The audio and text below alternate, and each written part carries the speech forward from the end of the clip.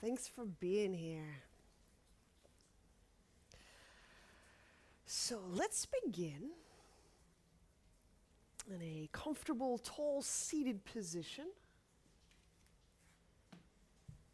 One that helps you feel upright.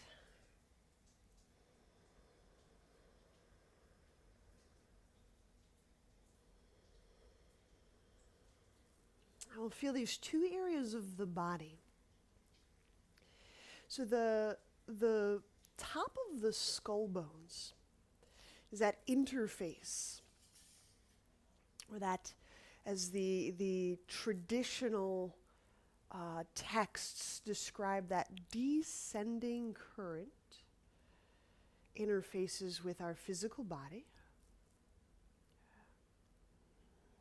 And the sit bones, the bottom of your pelvis. And this is that point of interface where the ascending current, again speaking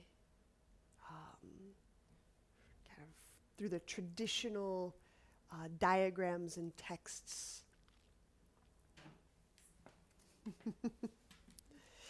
interfaces the body.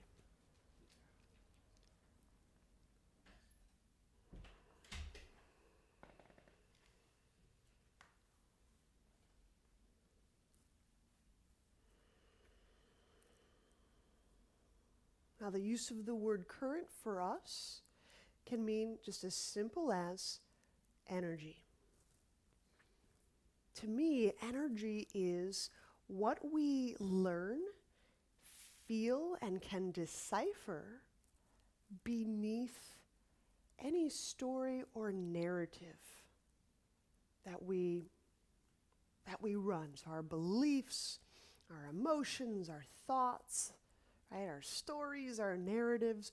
What underlies all of that?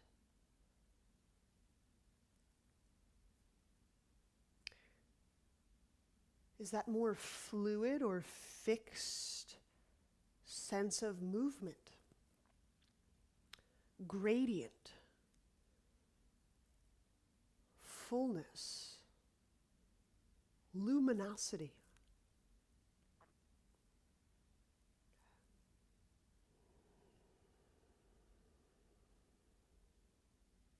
So that's why we always use these points. I like to use them as reference and starting points. And so as we connect to our breath, we start to move our breath, move our feeling awareness in and through and between these points, we end up in the kind of the centralmost part of the body. So let's take some moments to just play. It's attentional play. It's breath and feeling play. Play in the sense of we may have to figure out how to do it as we're doing it. But it's organizing our feeling awareness around this centralmost aspect of our person.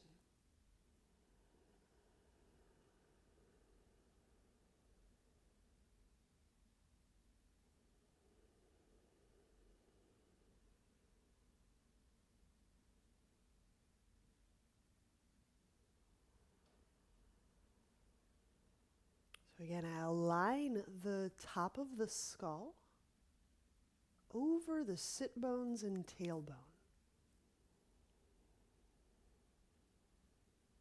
And we just start to play. How do I breathe into? How do I breathe through? How do I breathe from that space? And remembering it's play. There's not going to be a right way today. There won't be a wrong way tomorrow. This will evolve. This will change. This will develop as our feeling capacities deepen and clarify.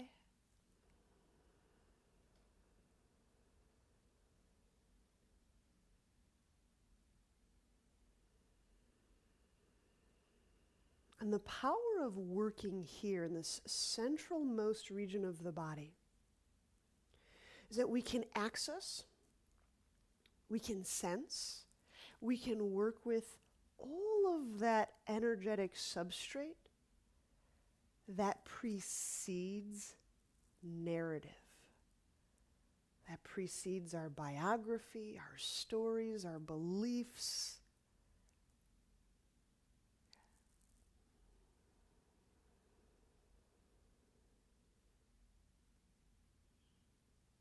Now I think this is just a really key part, and I may say this a few times. One of the determining factors in working with energy is directly tied to the way we breathe.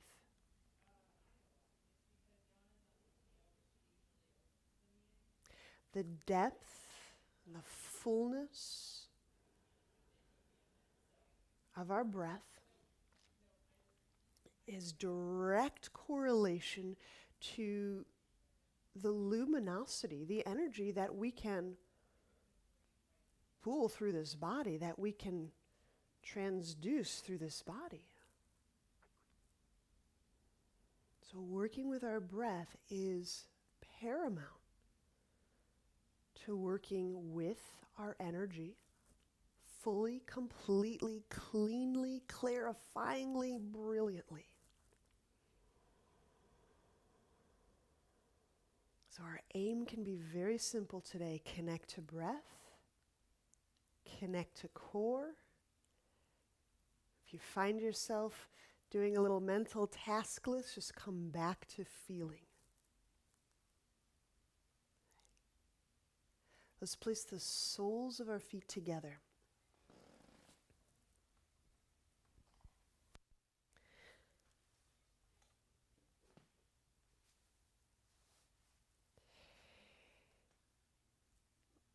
And the thing about any kind of breath work or energetic work is you don't have to believe it, but you have to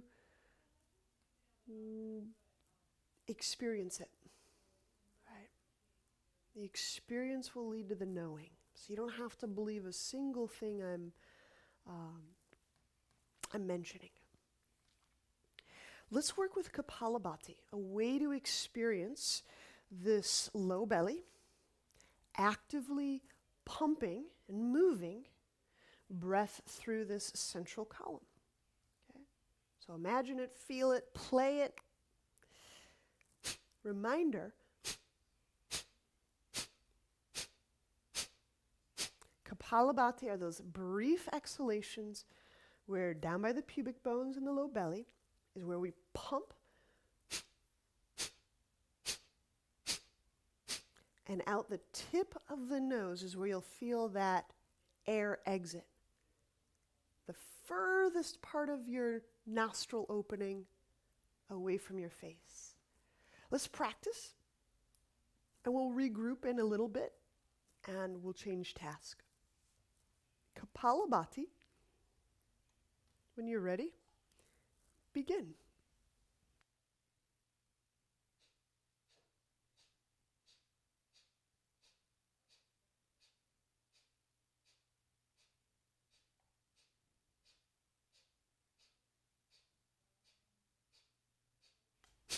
Now, as you're pumping, just keep going.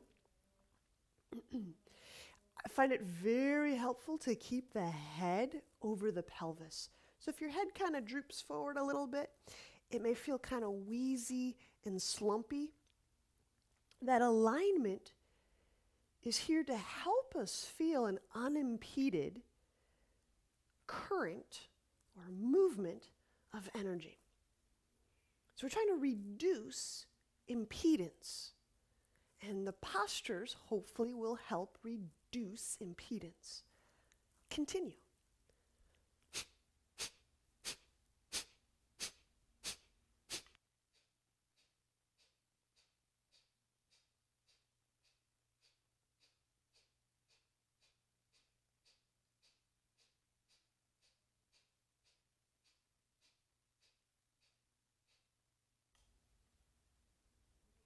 Let's pause right here.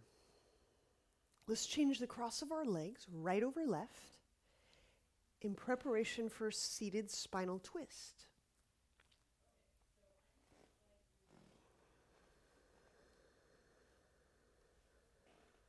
So in this part 2, there's Brahmari and there's twisting, sounding and twisting.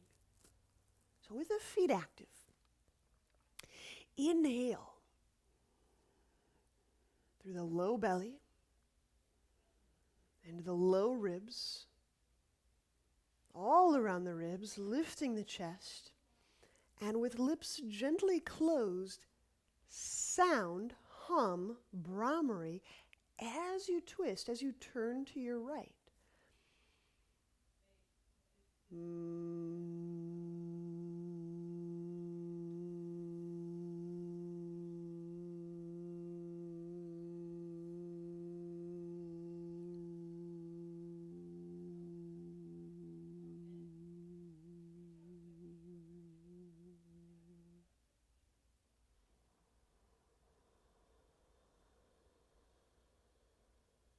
I'm going to continue to sound.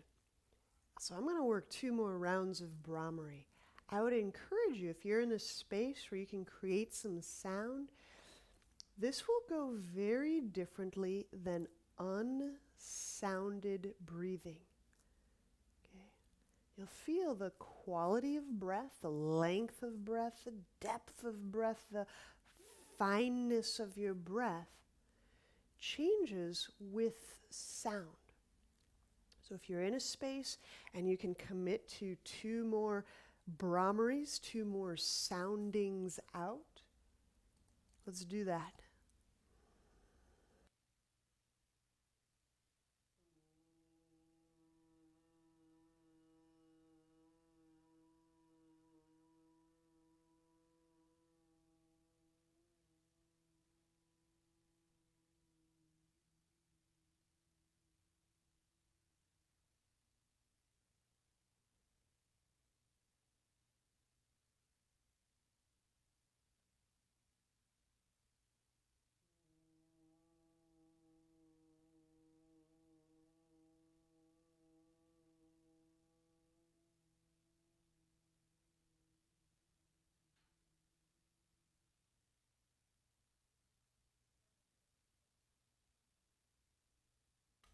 And then inhaling, come back centrally.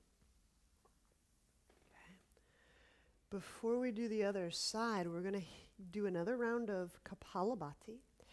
And Anna, you might really, I noticed like some aspects of twisting. I know you're doing some variants on there.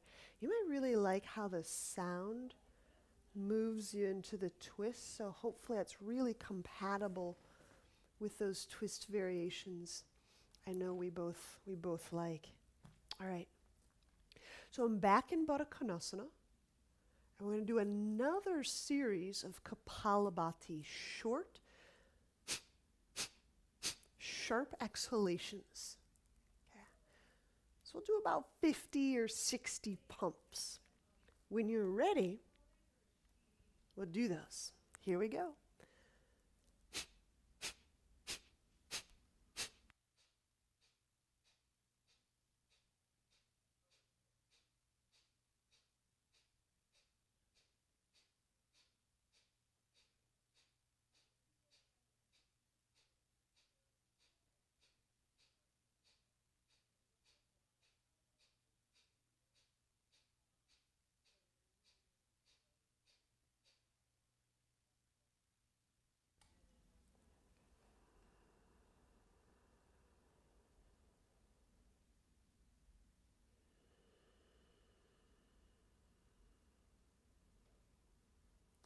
After about 50 or 60 pumps, resume that smooth, deep Ujjayi breath. We'll again change the cross of legs so we have left over right. I'm going to commit to 3 sounded exhales. If you're not creating sound on your exhale, Just know it might be more like 4 or 5 or 6 or more breaths. Okay. So if you're sounding with me, inhaling, reaching the tailbone down, feeling that breath billow into the pelvis and the abdomen, the diaphragm. And sounding into the twist without compromising the sound.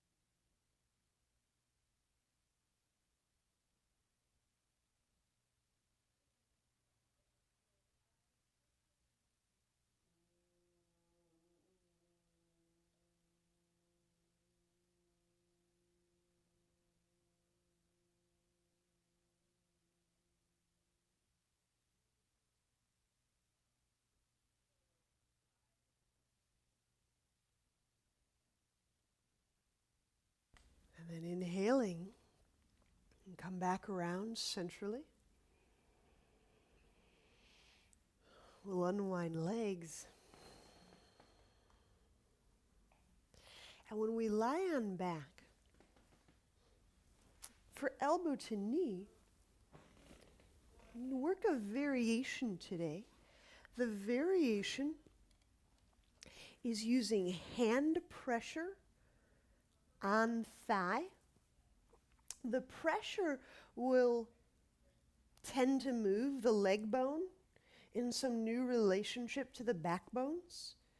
So any of those little shifts that you feel, just allow that to heighten sensitivity for your hip and your back.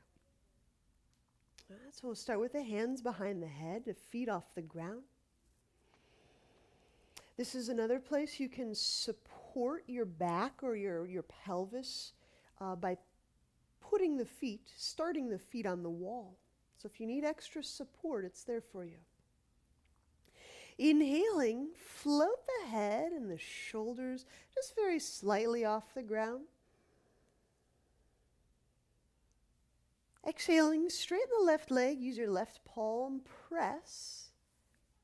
And the pressure doesn't need to accomplish anything particular, but it lets you feel where the leg bone, where the pelvis, where the back is. Pull low belly down. Inhaling, bend that left knee. Exhale, straighten the right leg. Use the right hand to create pressure, movement. So we're learning our energetics by tracking with movement. I can feel that move. Ooh, that moves differently than the other side, right? Pull low belly down. Inhale, bend right knee. I'll talk through another. Curl tailbone. Exhale, left leg reaches up. Left hand presses the left leg. Pressure just creates a little shift around the hip socket. Draw the low belly down. Inhale, bend left knee. Exhale, right leg reaches skyward. Right hand presses thigh. The pressure can create more feeling, sensing, awareness around the right side of the back. Draw the low belly down. Now inhaling, bend the right knee. If it's interesting to you, you can create sound as your exhale. So if you wanted to Brahmari, if you wanted to sound as you straightened your left leg, as you pressured your left thigh bone, just before your low belly gets moved down, you might get some interesting information about the quality of voice, of what your body has to say in the belly, what your body has to say through the back and through the pelvis. So when we get to the energetics, we're really listening to what does the body say, not the story, not our biography. What does the body say?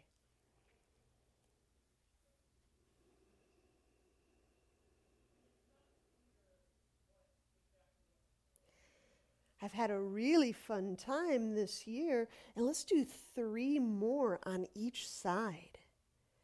I've had a really fun time feeling the shift of vocalizing as I often do these abdominals with you.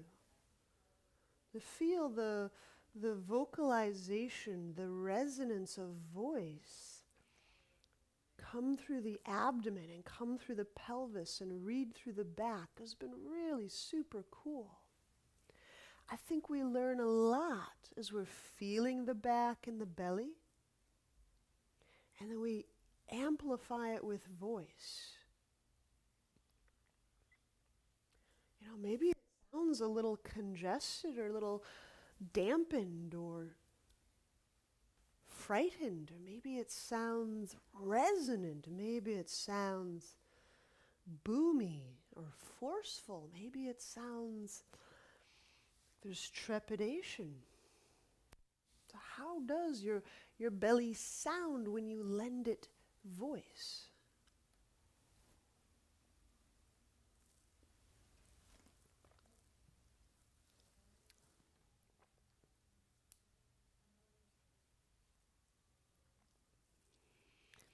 And this is all play.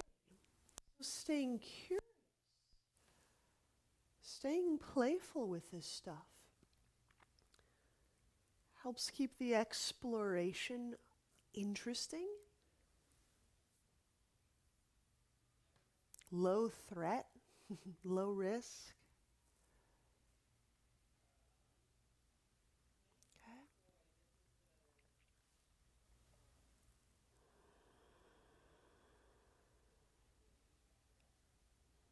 Good. Now, when you're through with those, it appears that you may be. Let's use the roll. Let's use the roll between our legs. And we'll reach the legs skyward. And again, if you need additional support, there might be 1 or 2 of you that want support. What you can do is you can use the roll and you can work with the feet on the wall.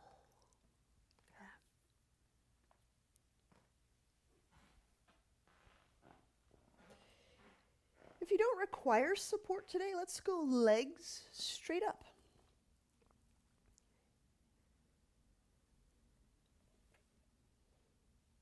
Inhaling into low belly, low back.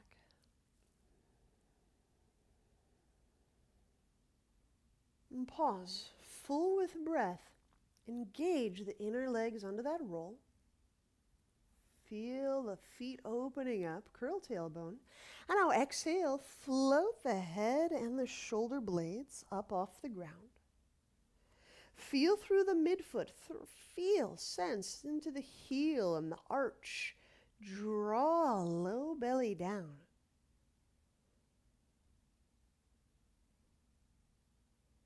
Inhaling, head to ground, as you let up some of that squeeze and some of that pressure. Now just feel very carefully as we apply a little more voltage, a little more, electrical, like jumper cables. We're squeezing these legs into the roll. There's a little more juice in this part of the body. Exhale, curling the tailbone. Float the head and the shoulder blades up. Does that conduct easily through the legs, through the belly, through the pelvis? Does it feel like it's building up? Pull low belly down. Just find out if that moves. Energy is a story of movement. Inhale, head to ground. Pause, squeeze, roll, girl, tailbone. Exhale, float, head, shoulder blades off the ground. Can you sense, feel through the inner parts of the legs from groin to instep? Pull low, belly down. Last 3, here we go. We'll inhale the head down.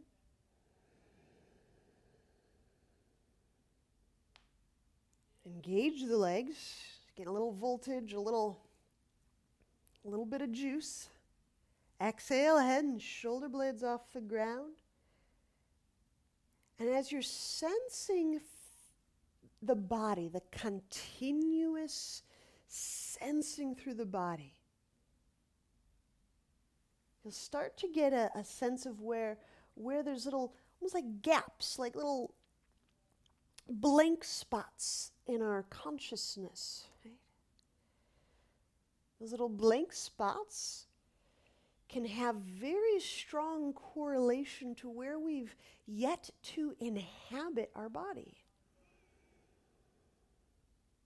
So if there's an area of your body that you're kind of squirming away from, finishing up this last 1 or 2, you might just start to get interested. How do I feel, almost like wrigglingly feel in and through that part of the body? How do I embed right in there? How do I breathe in there? How do I sense in there? How do I discover motion, movement, and aliveness in there?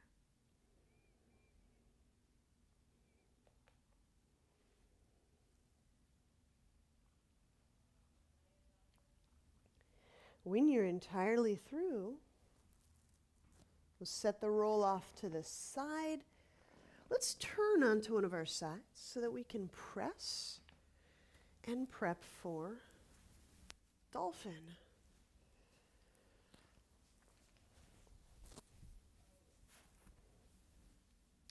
Our dolphin today, I'll talk us through one arm up and one leg up. If you have shoulder concerns or injuries, please remember, you may find it more stable to keep both arms down. But you can join us on the leg up stuff. So let's set it up. Elbows under shoulders, knees under hips. Again, if you have any shoulder instabilities today, best to just keep both arms down. Feel your breath anchor in through the back of the heart. Your breath has a home in the backside of your chest wall. Curl toes under. Exhale the knees off the floor. So at any time you decide you need to kind of stabilize or rest, this is our rest position. 4 limbs on the ground.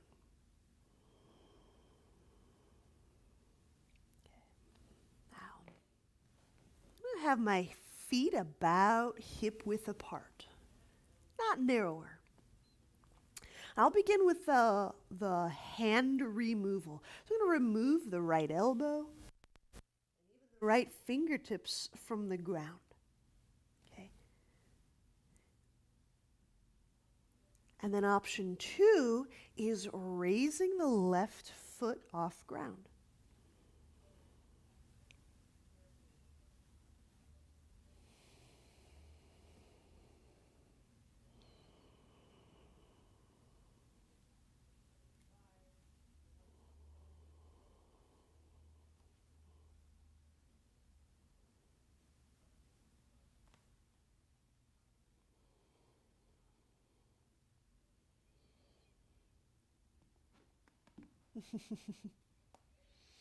We'll set the left foot down. We'll place the right forearm down. And if you're doing that arm removal, it's the left side. You can pick the elbow up. If you need to leave the fingertips close to the ground, that's legal. And if you're taking leg up, it's the right leg this time. Oops, did I say that correctly? Yes, okay.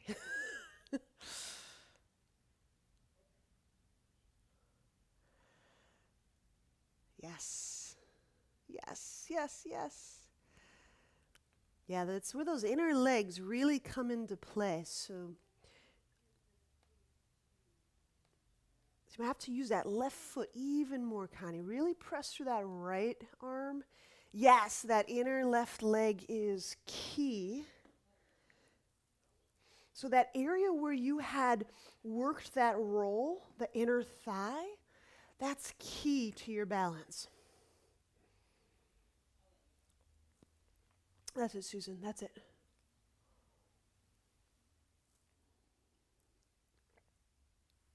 And then we'll set that foot down. We'll place the hand, arm down. Place the knees down. Just exit gently and with assurance. All right. Let's stand, taking a wide stance. Flank stretch.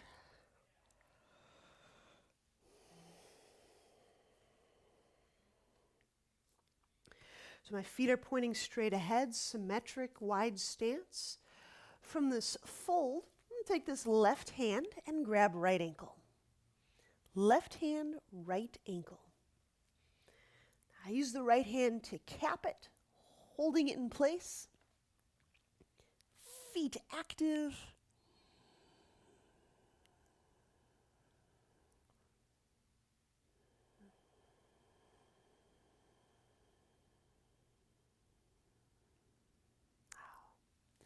How we may explore that energetic substrate is directly tied to the quality of our breath. So if we breathe small, we get to only play, work with, and explore a fraction of our wholeness, our whole energy system.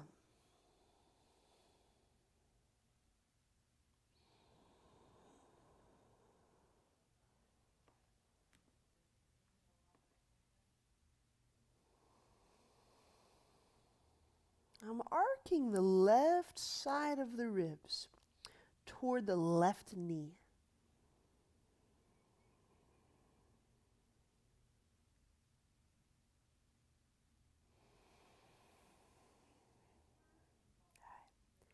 Now, letting go up a little bit.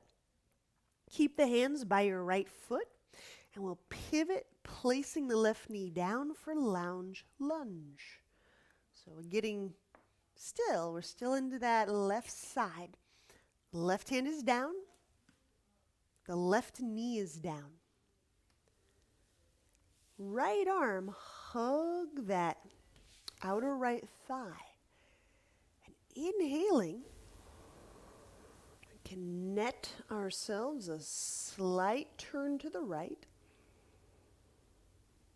And then exhaling, start to feel what shifts, what kind of opens through that left side. Now, any of these places in our practice today, if you're in an environment where you have that freedom to create some sound, do it up. Replacing our usual nasal exhales with sound has this wonderful benefit of slowing, dramatically slowing our breathing down. You may have noticed the quality of your breath changes. I'm going to take one of those.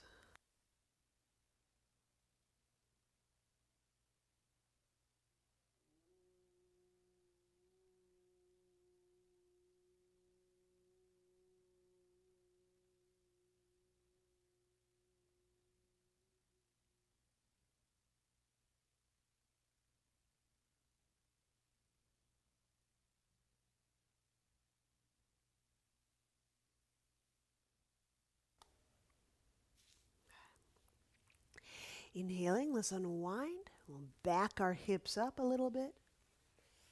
We need to do a twisting lunge here. So I bring my hips over my left knee. My right foot is under my right knee. Exhaling, left arm over right thigh. Left over right.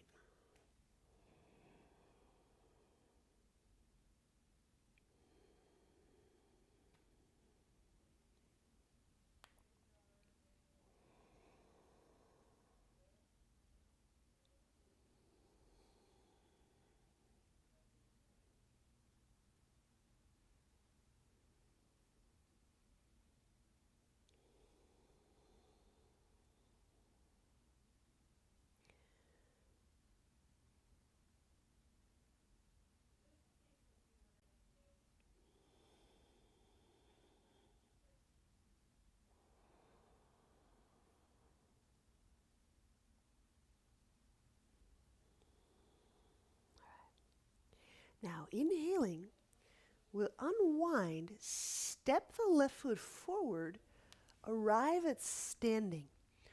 We're working a standing alternate twist. And this one is where left hand grabs outer edge of right foot. We may have done this yesterday. So left hand grabs the outer edge of the right foot.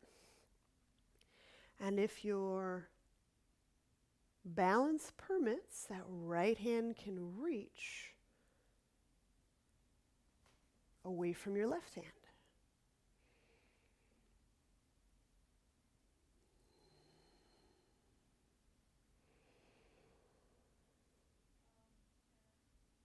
Feel that the crown, the top of your skull line up over the tip of your tailbone.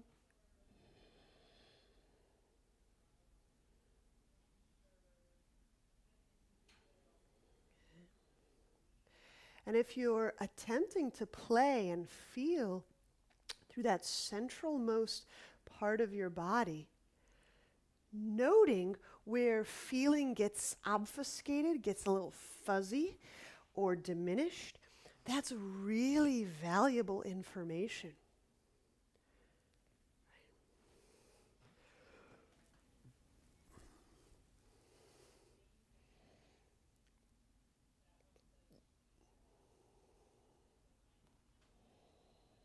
All right, let's bend that right knee. Inhale, we'll set that right foot down. Unwinding, we'll simply step out so that we can do the same series on the other side. So I'll start in a wide symmetric stance. We'll work flank stretch first.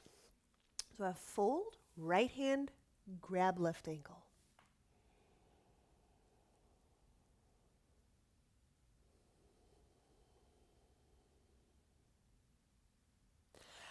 By keeping the feet active, I keep the pelvis rather quiet.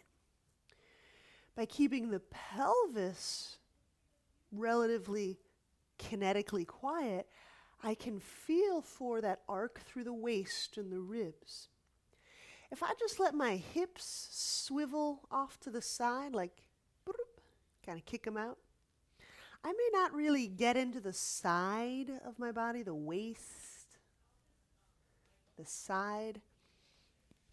So I'm using a foot pressure to kind of, I won't say stabilize, but to keep the pelvis kind of kinetically quiet or in place.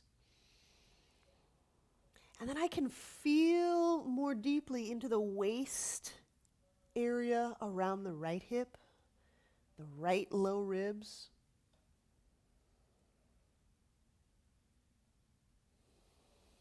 This is a tiny detail.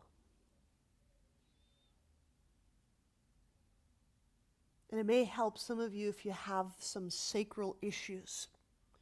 Just the feet will help keep the sacrum feeling more quiet than twisted about.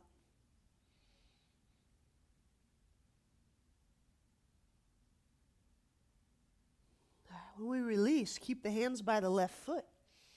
Footing shift. Left foot turn forward, set right knee down, lounge lunge. Right hand remain down. Left hand grab outer left thigh. So we're still working through the arching right side of our torso.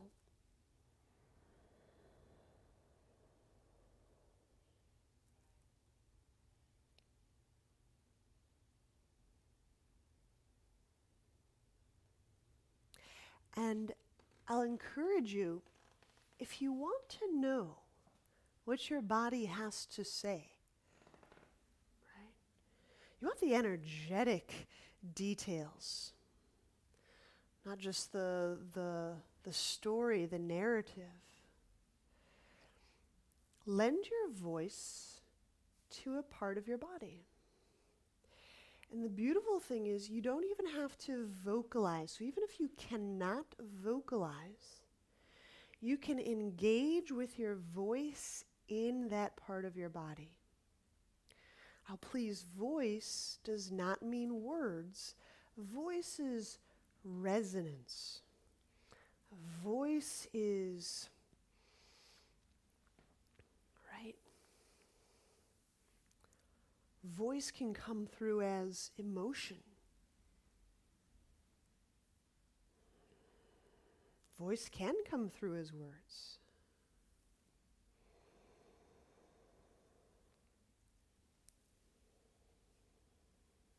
You can feel the voice of the right side of your body. You can feel the voice of your kidney, your liver, your guts.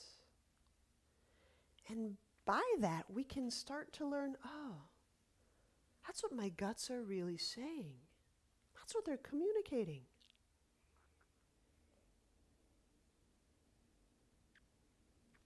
Working energetically also helps us work pre-verbally.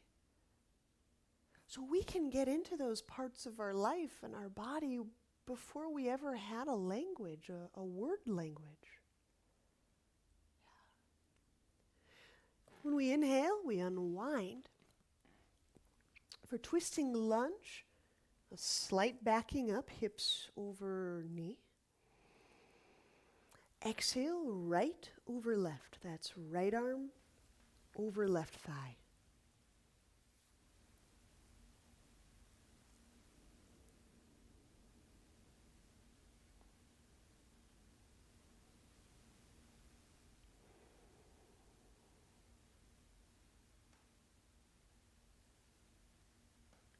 And you can lend your voice to your guts here. You can create sound if you need to hear and feel the way sound energy gets absorbed or blocked or resonated through the guts.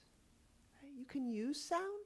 You can also hear your voice without sounding. Know that. You can decipher voice without sound.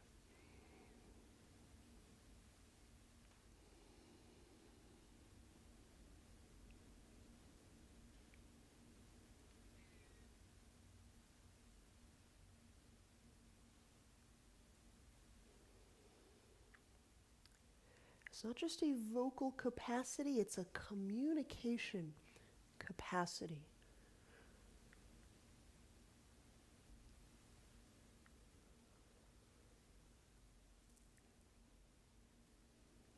Inhaling, when we unwind, step your right foot forward and to stand. Our alternate twist is right hand grabbing outer edge of left foot. Again, right hand, outer edge, left foot.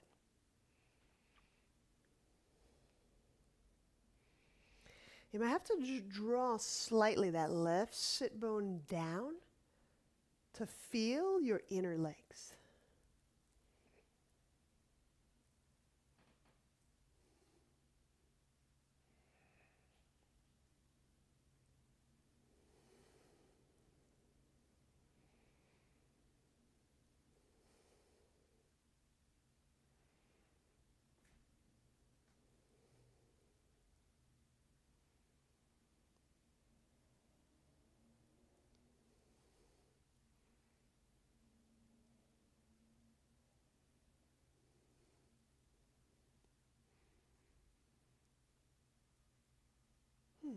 Inhaling, unwinding, bend knee.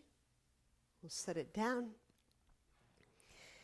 And let's once again step out into a symmetric, straight-legged stance. We're going to walk ourselves into splits. So when I walk out into splits, if I'm unsure about getting my hands to the ground, I might get some blocks in place. My preferred way of moving into splits is to keep the soles of my feet on the ground.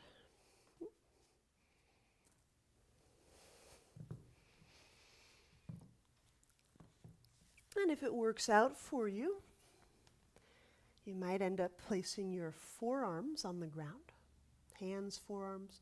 So use any props to steady your descent.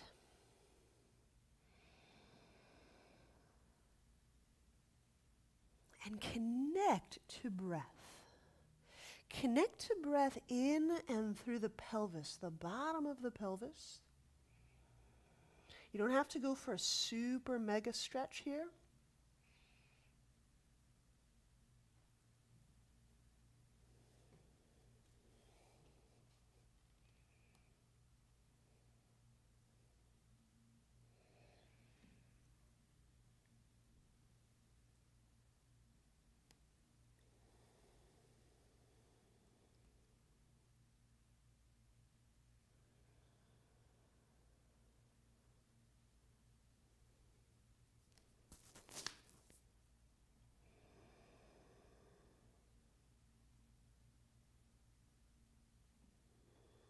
As you're feeling in and toward the center of your body, as you keep organizing breath and feeling around the center, in the center, through the center of your body, your person, you'll get lots of information as to, does it feel a little blocked? Is there some impedance? Does this have some emotional timbre? Does this contain some memories? Does this feel really clear and open?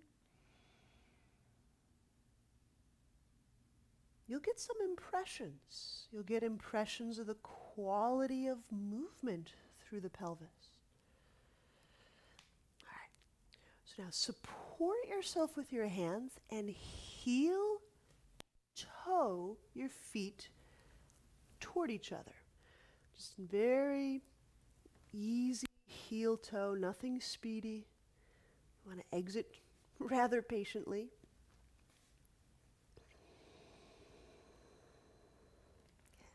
Walk the hands around by the right foot. And we'll set that left knee down, nomad's pose. I'm adding a little bit of padding for my left knee. Okay. So with most of my weight over my left knee, and I'll straighten the right leg and fold. So I think of this more like a pyramid than a split. It's more of a fold than a splitting the legs apart move.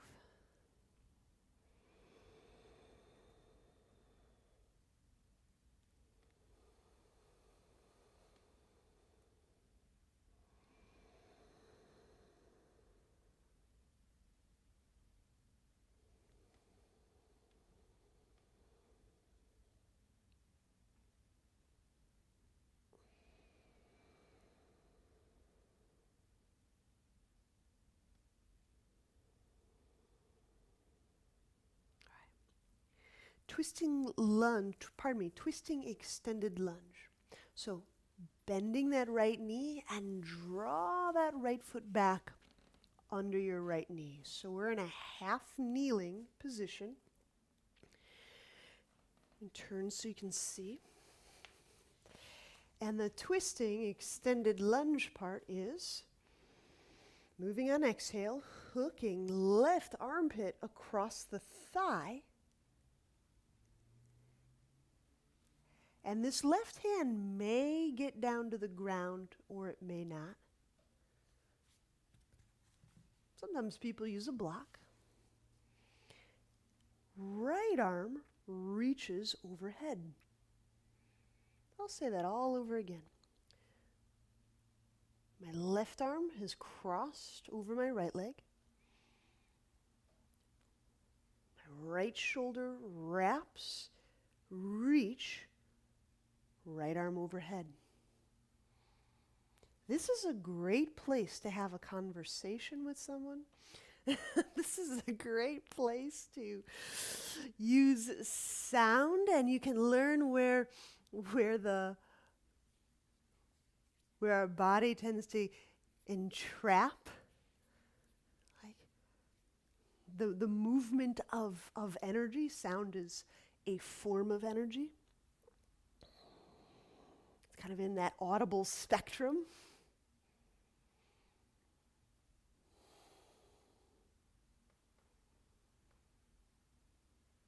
And when we release, inhale, unwind, and we're setting up pigeon. So walk, right foot across the mat, lie the shin down, the shin, the knee, the thigh.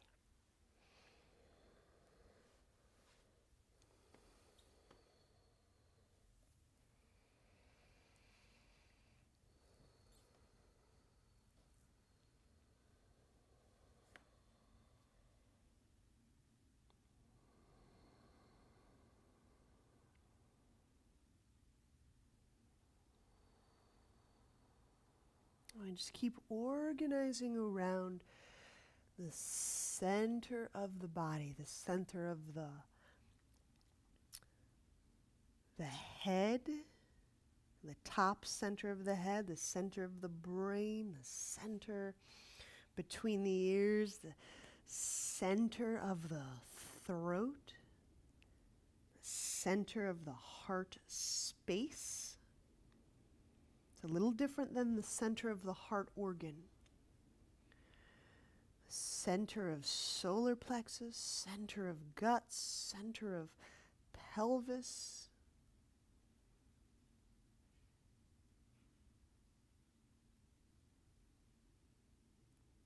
And as we keep organizing around the center of our body toward the depth and the centralmost part of our body, we start to get that information that precedes story. Nothing wrong with a good story, but just so that we know, there is information deeper than that, deeper than language. Inhale, bring hands under shoulders. Exhaling, step back, downward dog. Now we're going to do a standing pose, so walk your feet to standing. Standing pigeon. Okay. Use any support that you need. Both hands grab right foot. It's kind of the sunless stances today.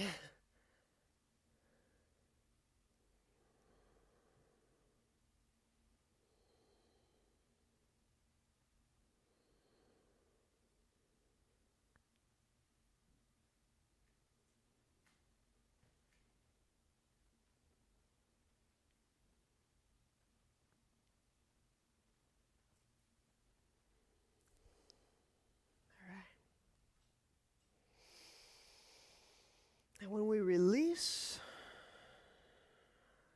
we'll set that right foot down.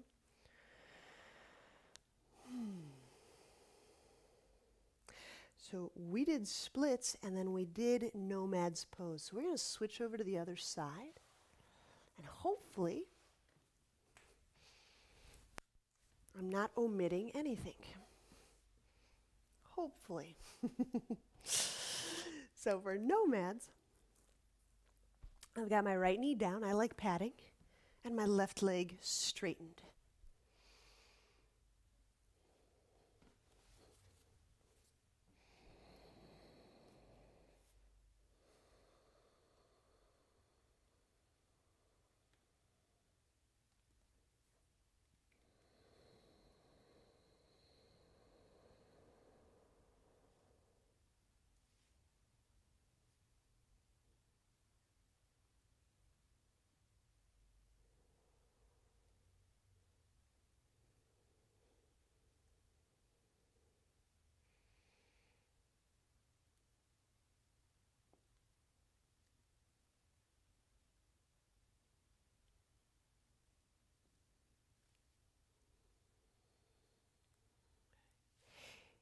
Inhaling, let's draw this left foot back. Okay. And twisting, extended lunge. So we're in this half kneel. On exhale, hooking right armpit across the thigh. Now, if your fingertips get to the ground, that's fine. Block works well. And then the left arm reaches overhead.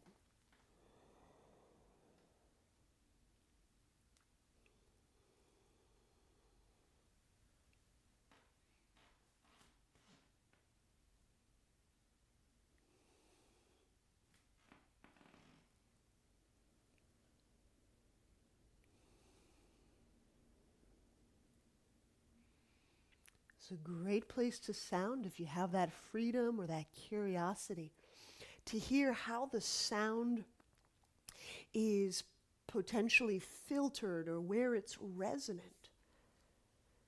That will give you a sense of the fluidity or the fixity of your energetic body.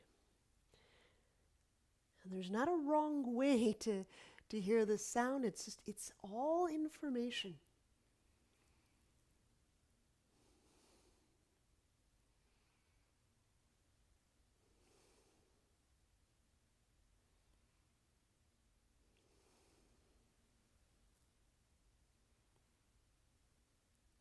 Pigeon. Inhaling. We unwind. We'll walk the left foot across the way. And we'll lie the shin down, the knee, the shin.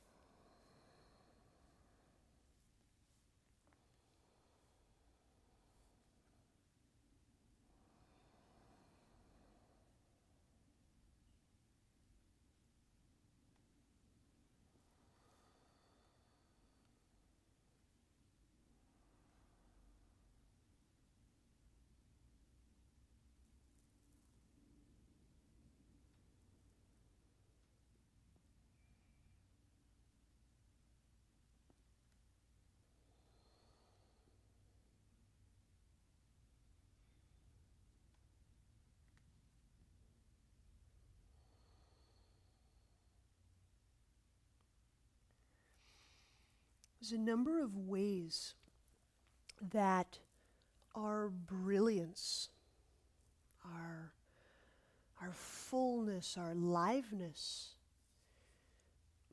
gets dissipated. Like the energy, the brilliance gets dulled, muted. And as a dissipative structure, we can exhaust lots of our resources, our energetic resources, rehearsing stories, discursive thinking, repetitive, cyclical emotions. Playing through things again and again is a wonderful way to just keep spinning out, spending, if you will, your brilliance, your fullness. So the value of going deeply and feeling into these energetics of the body is one part just economical. It allows me to kind of disconnect from some of the more wasteful spending, if you will. I get right into that energetic level. I go, oh, that enlivens me. That dulls me out.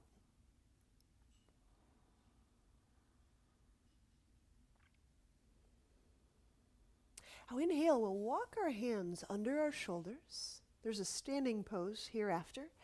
Exhale, let's press back, downward dog.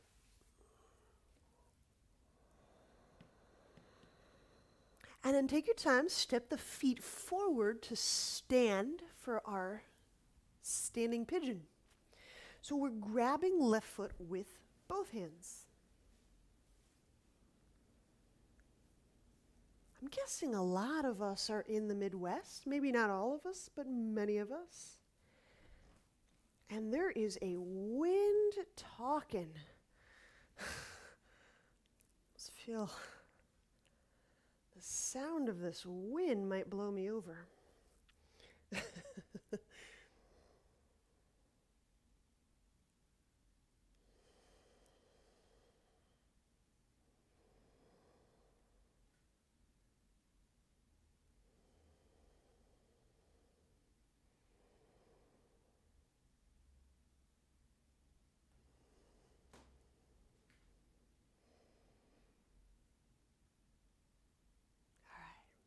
Now, when we release, you can just take a moment.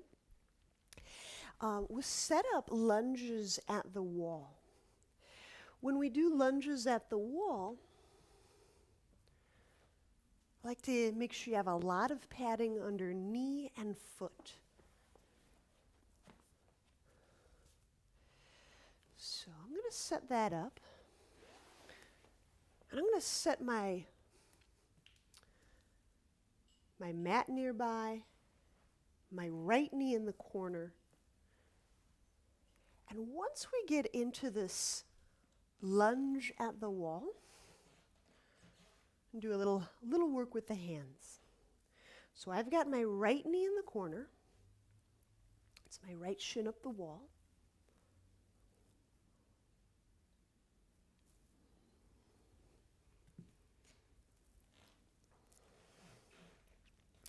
And let's bring our right palm out in front of our navel. Okay. I'm going to go through the digits one at a time, just kind of spreading, opening up the hand. Inhale. Exhaling. Drawing the pinky back. Reaching out through all the other digit tips. And we'll keep moving through each digit.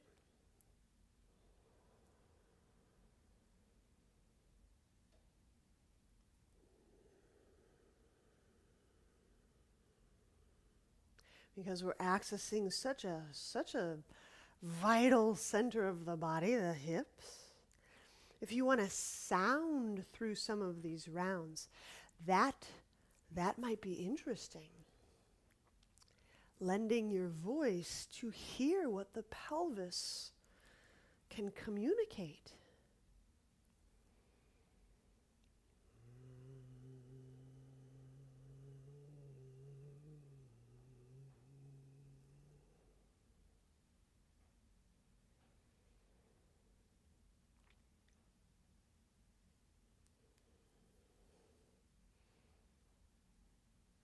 So it's not that we're creating a character voice or a low voice for the pelvis. We're sounding and then listening as if our body was communicating with the utmost precision, because it does. When we listen,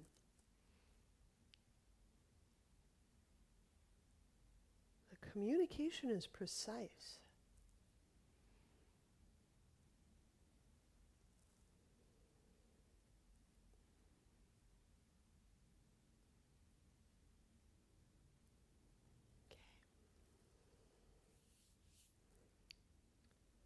So we're going to switch sides.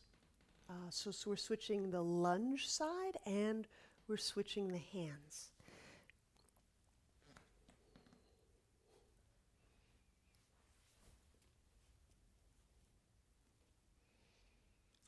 So I've moved to now my left shin is against the wall. Left palm faces away from navel. We'll take a handful of breaths. So we're working these wrist stretches while we're in lunge.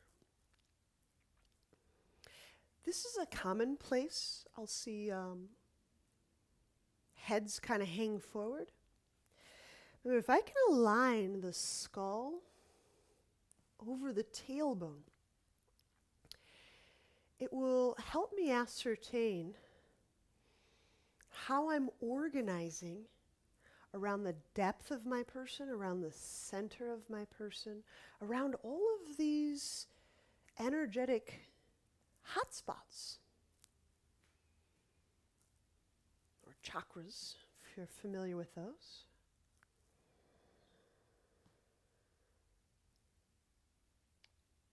So I set up an alignment really as a template, as just a way of feeling internally with clarity.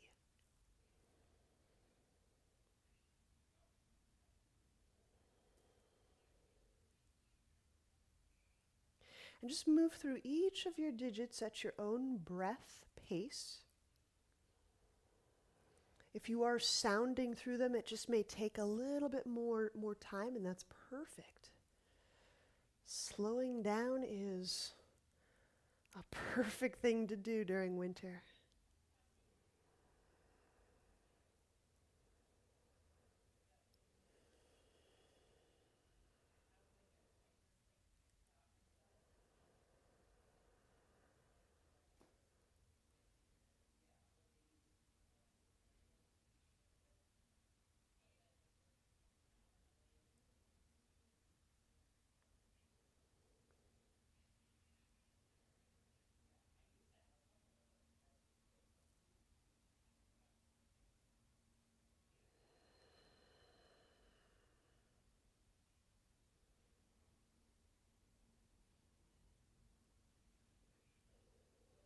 All right. So, we're done with that lunge, so we can exit out of there if you like. Quick description of where we might go from here. I want to offer a couple of upside down options, and then I want to open up a wrist light option. Okay. So if you are working inversions on your hands today, I'll give you a kicking up option. I give you a, hang on. So here's the kicking up option. Half lotus, and let me move some things here. I'm liking this version where to work half lotus and handstand, I'm setting up shin distance away from the wall. Why I like this is you get more leverage, more upliftment. So that might look like, if I kick up, let's say I just keep my bent left leg on the ground as I get my right foot into a half lotus. Maybe I can get a little further. Okay. I like this wall foot being able to grab and contribute to the lift. That feeling of my tailbone getting lifted away from my brain. Okay. So if you're kicking up into handstand, we've got half lotus handstand, and that's both sides. If you're not kicking up into handstand, what will work is vertical splits, moving into that pike, moving into, oh man, my words are escaping me today. It looks like pigeon in a handstand. So vertical splits is very hands light. As you get closer to the wall and push, it becomes more hand intensive. I've piked this bottom leg up. And if you have enough wall space, bringing this right foot, this right leg, into kind of some semblance of pigeon. Now, it may not feel exactly like pigeon, but it's the practice of organizing yourself in these different configurations. All right. So if you need us to generate some more options for you, let me know. So once again, if you're kicking up, half lotus handstand. If you'd rather be lighter on your wrists, work vertical splits. If you want to go upside down in a very stable,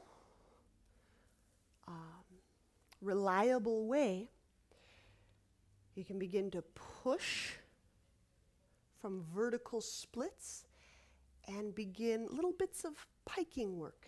Nice. Nice. That's it, Connie. That's it.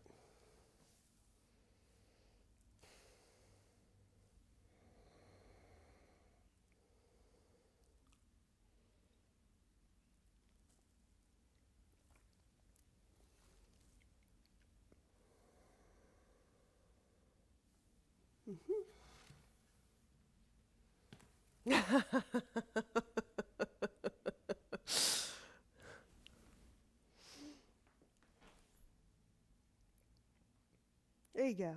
And just, if you put the head down, Susan, you can lean into the wall more easily with the head down. There you go. That's it.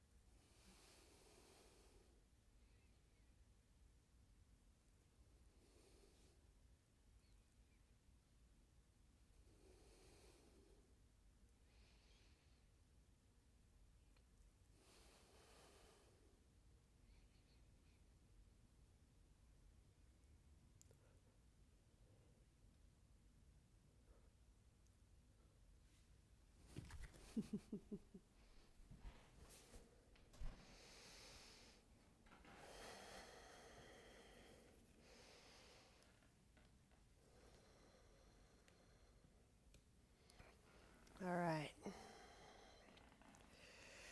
So let's say we're probably getting ready to wrap up being upside down. Just continue till you feel complete.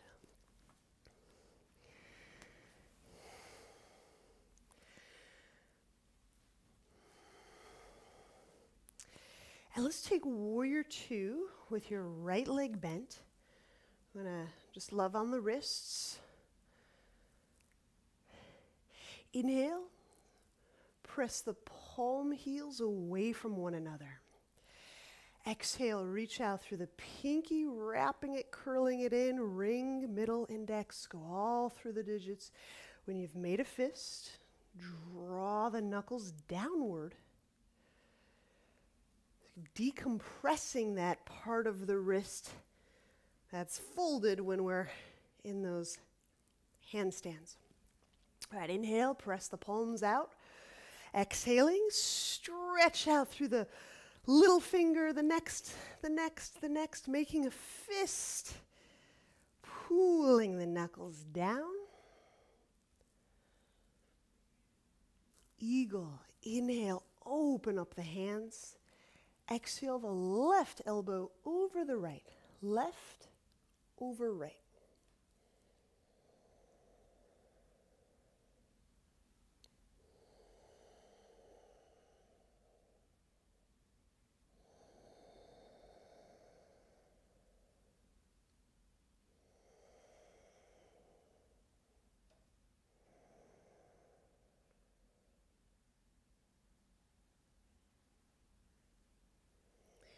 Inhaling, when we unwind, release. We'll place the left knee down, padding. Use padding.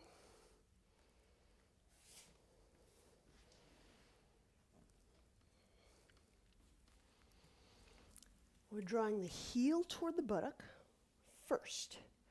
So left hand may grab left foot.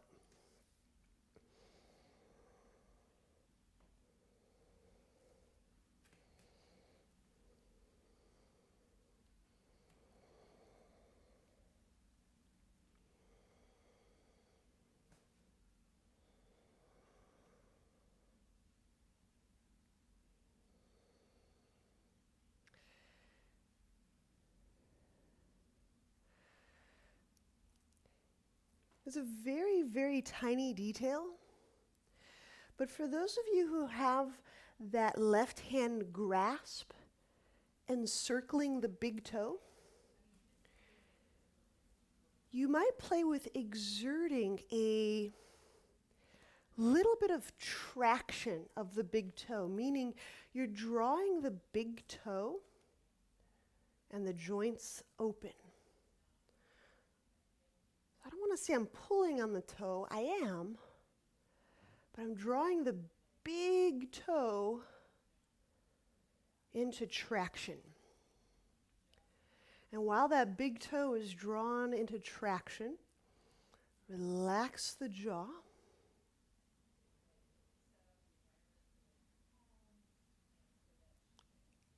I just find it very fascinating just how much tension is sometimes works its way into a toe joint. Now let's set that left foot down as we head into splits. So when we move into splits, to me this is very temperature dependent. So if I feel that kind of screechy, halting quality in my tissues, I don't go very far. And that's all right with me. But if you feel fluid, maybe you just had a hot bath or something. It's a great thing to do before or after a yoga practice. You might feel really supple and you might just kind of slip on in. Blocks are optional for the hands. What the blocks allow me to do is to push down a little bit and to lighten the load through my legs.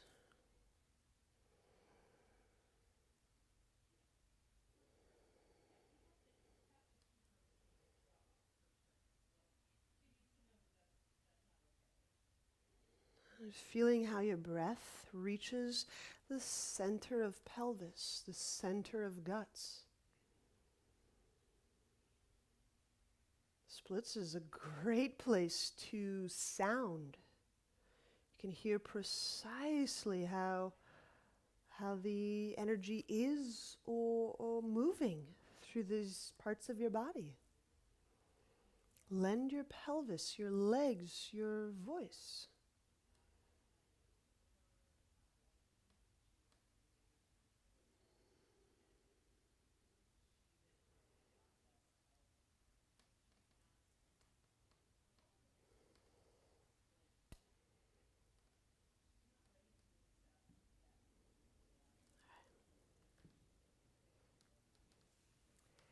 And then we just have to back out with ease, kind of walking that right foot back to exit. Downward dog. Stepping the right foot back.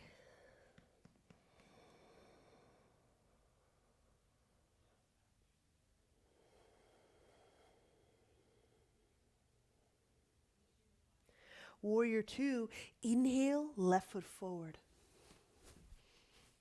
That'll be our last side.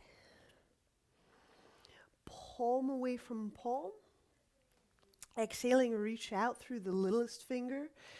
As you curl, wrap each finger as individually as possible into a fist, pulling the knuckles down.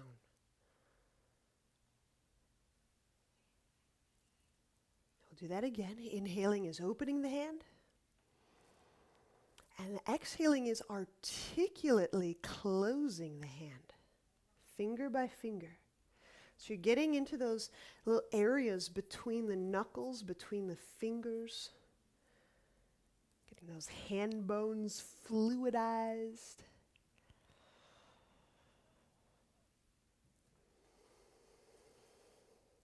Right? And our eagle, when we move on exhale, is right over left.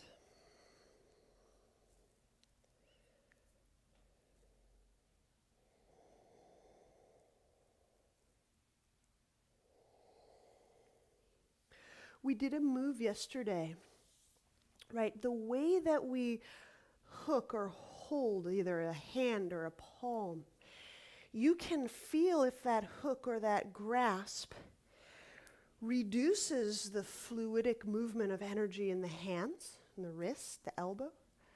Or you can hook and create that eagle, that grip, in a way where the hand joints, the finger joints, the wrist joints, the elbow joints are open, conducting. So more like conduits than storage units. Okay. So the way that you grasp can create more fluency, energetic fluency in the body, or more of that damming quality. Right. When we unwind the eagle, we'll inhale and set our right knee down, patting please.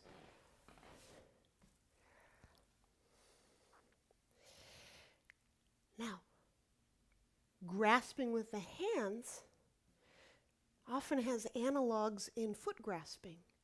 So when we grasp the right foot, some of you will easily get your fingers kind of wrapped around the big toe. I think that's cool. Get a nice fingertip handle in that big toe.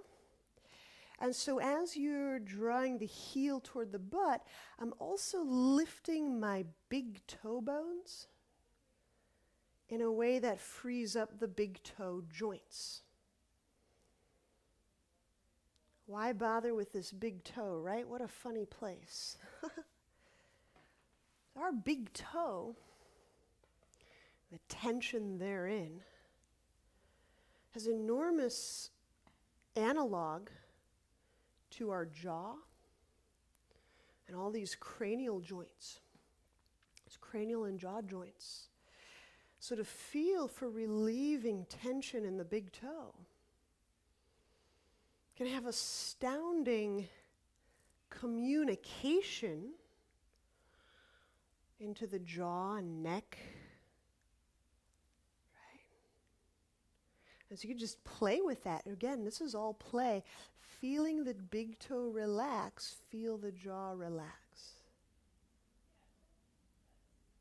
Oh, then you feel the hip, then you feel the gut. There's this whole chain of events. Whoa. Yeah, it almost gets a little tippy in there. Let's release setting that right foot down, and we work splits. Okay. I like to keep my right knee on padding as that left foot takes a walk. You can use props to keep your splits milder.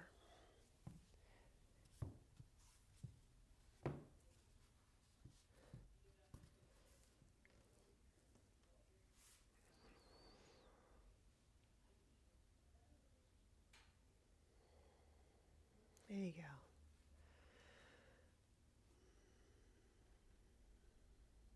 Now, this isn't a powerful move. Again, these are tiny little details, but they seem to make there seems to be a lot of correspondence on the energetic level.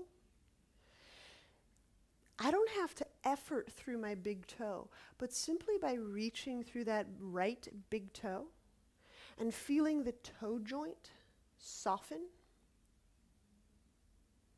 can open up, can help you feel that entire inner right leg line, can help you feel the leg line of energy. It actually goes right up. And you may even feel the analog, the correspondence in the jaw.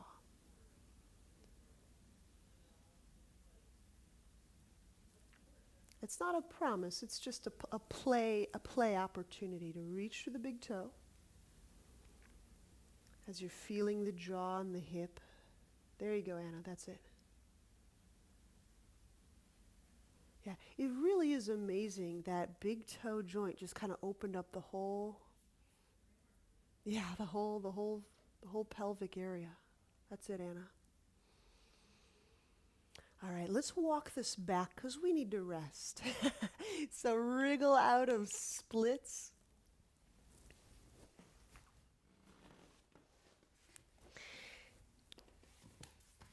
And let's press back, downward dog. Just one final good old-fashioned downward dog. A classic.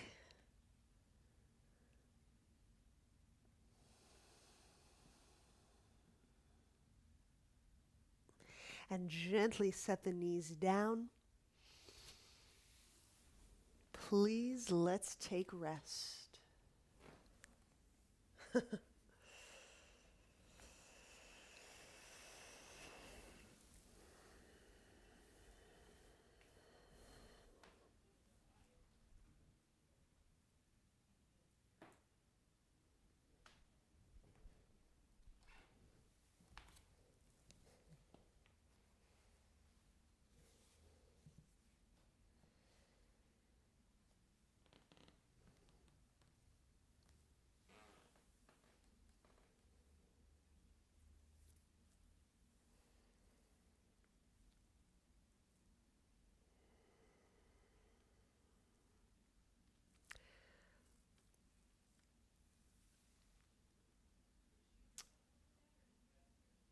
I'm sure my findings are limited.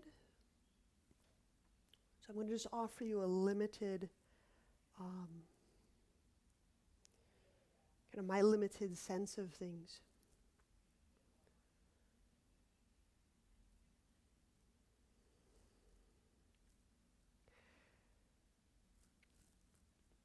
I have found that working in these deep, kind of energetic, kind of the pre-narrative areas of our human experience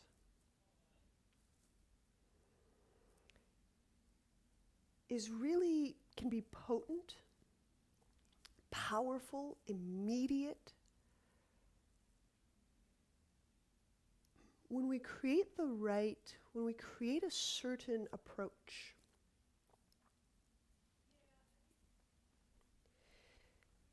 the approach, the qualities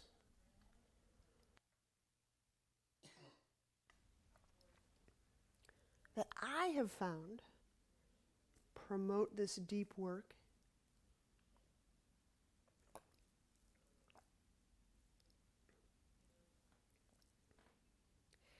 one is sanctity. Having something, a space, a time, an event that is sacred. Having sacred place, sacred space, sacred time, kairos, God time.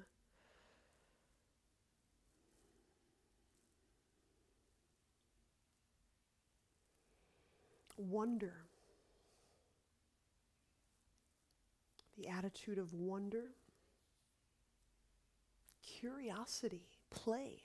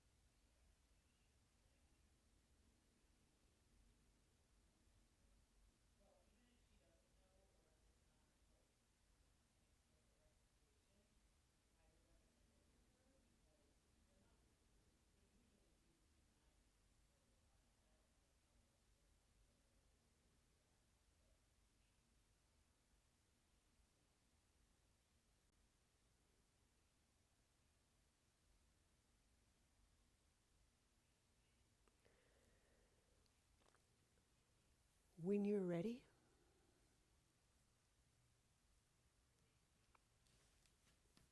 bend knees, turn to a side and press up to seated.